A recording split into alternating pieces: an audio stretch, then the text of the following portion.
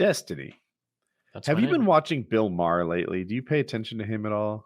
Not usually, except for when clips fly by. Nah, he's I don't want to say he's left the left, because he's always been like an edgy left-leaning kind of guy, right? Like he's left-leaning, but he's always been like pretty edgy. Like he's been against like kind of the woke stuff, you know? Yeah. I feel like that's become a bigger part of his identity than it used to be. I think since the woke stuff's become a bigger part of the left than it used to be. I agree. Yeah. Like wokeness for the left 5 years ago, even 10 years ago was awesome. Wokeness for the left 10 years ago was like gay people should be able to get married. We got to continue to fight for abortion rights. And, you know, like maybe we shouldn't force kids to all be fucking religious or something. Or like men should be able to wear earrings. Like that was like wokeness on the left like 10 years ago. Now wokeness on the left is like, my 2-year-old daughter just said she was trans. Men are pregnant. We can't have men and women are like using any of these words as transphobic.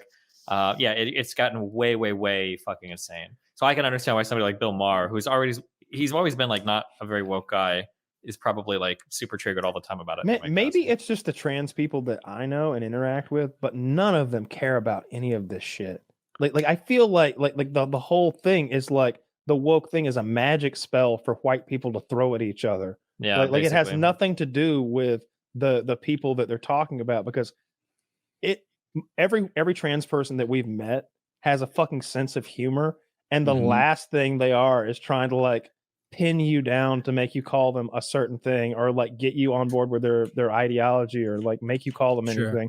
Remember when I asked that one person, like, hey, what are your pronouns or whatever, and they're like, I'm a and I was like, oh shit, because you have eyeshadow and you're kind of like pretty like a girl, but you're like kind of coming off dude as well, and like what's going on here? It's like, oh yeah, I'm a faggot.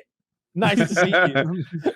Okay. You also, you know, your screen name's a woman's name. I had to ask. Yeah, you got to know. Got to be sure. Yeah, but I've never had anybody like get upset by any of that stuff. It's always the opposite. Life, it's always people with senses of humors. That I feel like Latinx is one that fits that thing too. Like there's white people saying Latinx who feel like it's very important to get right, and then actual brown people are like, dude, where'd this come from? That's got to be an online thing. People in real life don't say that, and don't. No, I've seen it's a lot of corporate thing. Also, that BIPOC shit too. Yeah, you see it show up in a lot of corporate environments. Apparently, I see emails getting thrown around with this stuff a lot, and in schools too. This one's new to me. BIPOC is not. That's pretty standard. It stands for Black and Indigenous and People of Color.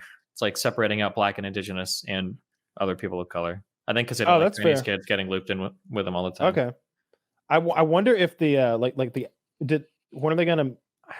My African friends don't like Black people who are African Americans. My African friends don't like African Americans. So is there any way that they can differentiate themselves so that they feel properly represented in your acronym of choice? They need to use two African Americans.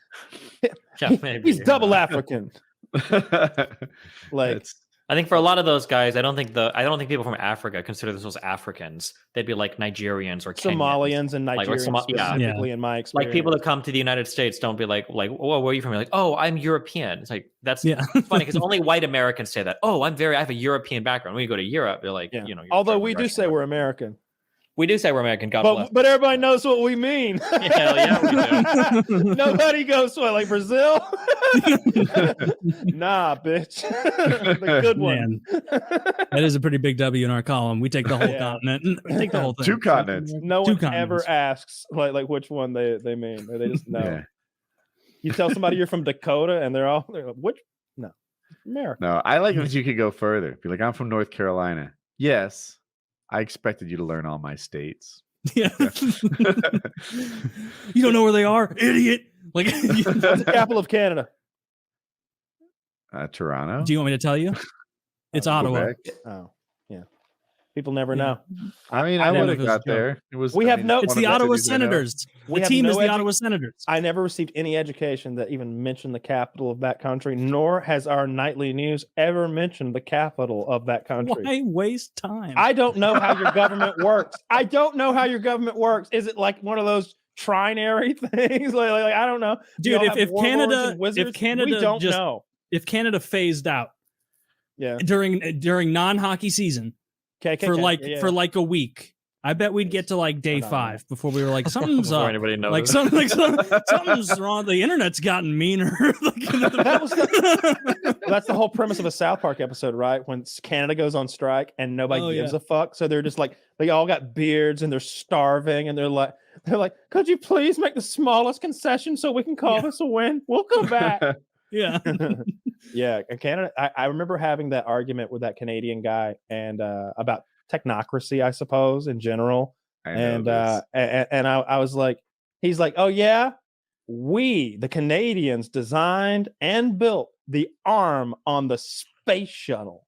And I was like, dude, we designed and built the space shuttle. What the fuck are you talking about? Yeah. And let's be fair, that was busy work we gave Canada to feel part of the team.